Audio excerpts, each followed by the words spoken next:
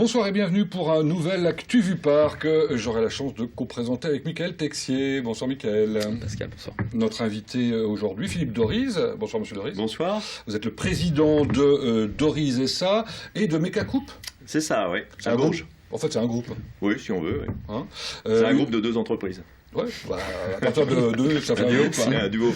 Créé en 1923 par votre grand-père, Oui. je pense. Vous êtes la troisième génération. Oui, oui. Bon, un groupe qui travaille dans les fournitures industrielles et la quincaillerie pour les professionnels. C'est ce que dit votre site internet. Soyons plus précis. Ouais, on vend des produits de maintenance pour l'industrie. Ouais.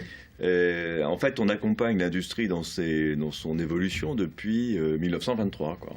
Ça fait 90 ans. Donc deux activités, tout ce qui permet d'entretenir un site de production.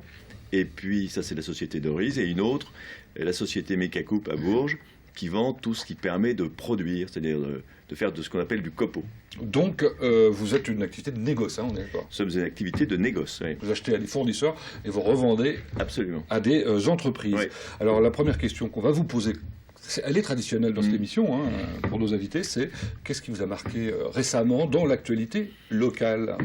Moi, dans l'actualité locale, ce qui m'a marqué, c'est toute la préparation des municipales. Vous en parliez tout à l'heure, là, je regardais votre journal avec les évolutions du MP, les présentations de la liste de M. Boulard, les gens qui rejoignent, ceux qui ne rejoignent pas. Ceux qui s'en vont? Ceux qui s'en vont. Enfin bon, tout ça montre à quel point c'est des histoires humaines aussi. Voilà. Donc vous suivez fidèlement les aventures politiques et vous êtes un... Je suis un fidèle lecteur du Maine Libre. Et puis alors, on peut dire que vous avez été baigné dedans, parce que n'oublions pas que votre père a été longtemps vice-président du Conseil Général. Absolument, hein. oui. C'est bien ça.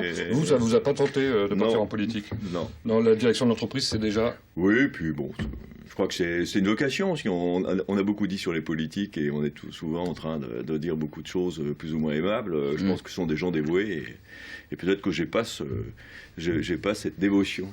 Voilà, le don de moi-même. Deux mots alors sur votre entreprise. 25 millions de chiffre d'affaires développés du côté de Doriz, 9 millions du côté de Mecacoupe, vous disiez donc à Bourges. Vos implantations, c'est comment?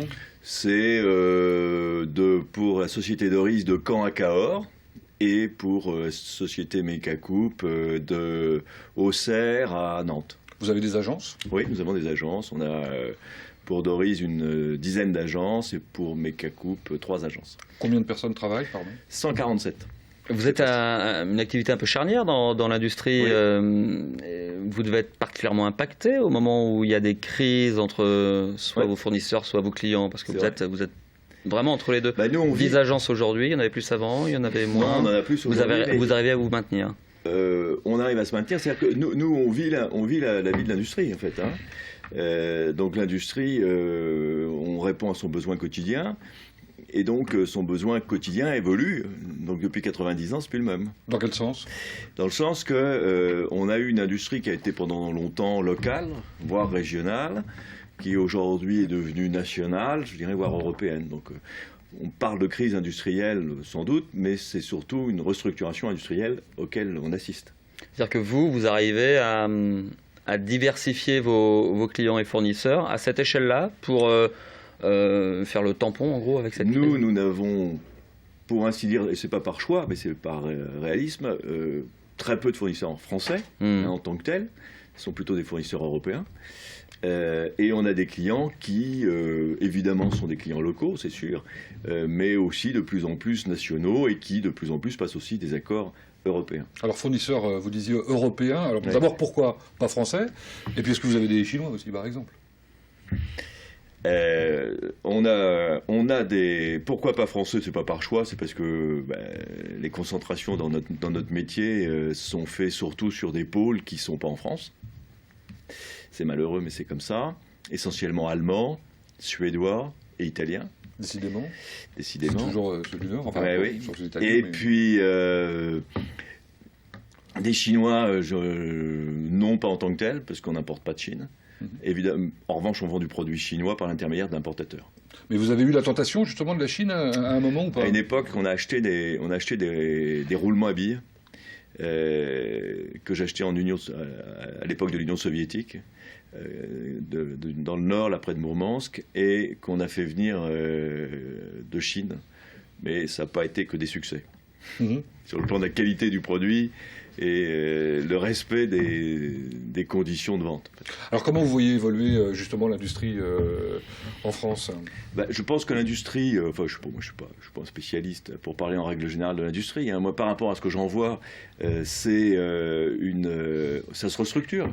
En fait, vont rester en France les activités à forte valeur ajoutée, vont partir de France et partent de France où sont déjà parties celles qui ne sont pas à forte valeur ajoutée, c'est-à-dire essentiellement de main-d'œuvre. Et puis, cette industrie se restructure sur des pôles de compétences, de compétitivité, qui de fait sont sur une zone qui est celle de l'Europe. Il n'y a plus de place pour l'industrie traditionnelle. Si on prend l'industrie de main-d'œuvre, c'est les mines, c'est ce genre de choses. On prend Florange, c'est normal que ça ferme au bout du compte? Je ne dis pas que c'est normal ou pas normal, mais il y a une logique en tous les cas. C'est dans l'histoire des choses. Je crains que ce soit un peu dans une certaine histoire. Je ne connais pas suffisamment bien ce qu'il faisait à Florange pour pouvoir en parler de façon définitive, mais il est évident que ce ne peut rester en France, et je dirais en Europe, que ce qui est à forte valeur ajoutée. Sinon, on parlait de la Chine. L'automobile, c'est une industrie à forte valeur ajoutée? Ça peut l'être. L'automobile est une industrie à forte valeur ajoutée, évidemment. Ouais. Donc, malgré tout, comment dire, qui utilise énormément de main-d'œuvre, moins qu'il y a 20 ans, mais toujours par quand même rapport au beaucoup. prix d'automobile, la main-d'œuvre, c'est pas le coût le plus important. On s'en fout. Puisque on parle de personnel, j'ai lu toujours sur votre site internet que vous mettiez en avant le budget formation que vous consacriez à vos employés. Oui, parce que nous, on vend des produits techniques pour l'industrie. Donc on a des industriels qui sont nos fournisseurs et des industriels qui sont nos clients. Les industriels qui sont nos fournisseurs vendent des produits de plus en plus performants. Nos clients sont aussi de plus en plus à la recherche d'optimisation. Donc notre métier, c'est de mettre en rapport. Donc il faut être de plus en plus pointu. Il faut être de plus en plus pointu. Bon, très bien. Pour terminer, parce que le temps passe, hélas, petite question annexe, on va dire. Vous reverra-t-on bientôt sur les planches? Parce qu'on sait que vous faites une belle carrière de comédien depuis depuis plus de 20 ans, qui s'est malheureusement arrêté avec le décès de mon ami très proche, là, Olivier. Olivier Coinon. Oui, Olivier Coinon. Oui, mais je voudrais le faire de façon différente. C'est-à-dire que je pense que, comme le reste, le théâtre, ça évolue. Il y a un théâtre public qui a son rôle, il y a un théâtre privé qui a le sien, et ce théâtre privé, je crois, doit se situer dans des ensembles culturels un petit peu plus larges. Voilà, qui soient des lieux de rencontre et de culture. Bon, voilà une suggestion, merci. De l'avoir faite. Merci, Michael Texier.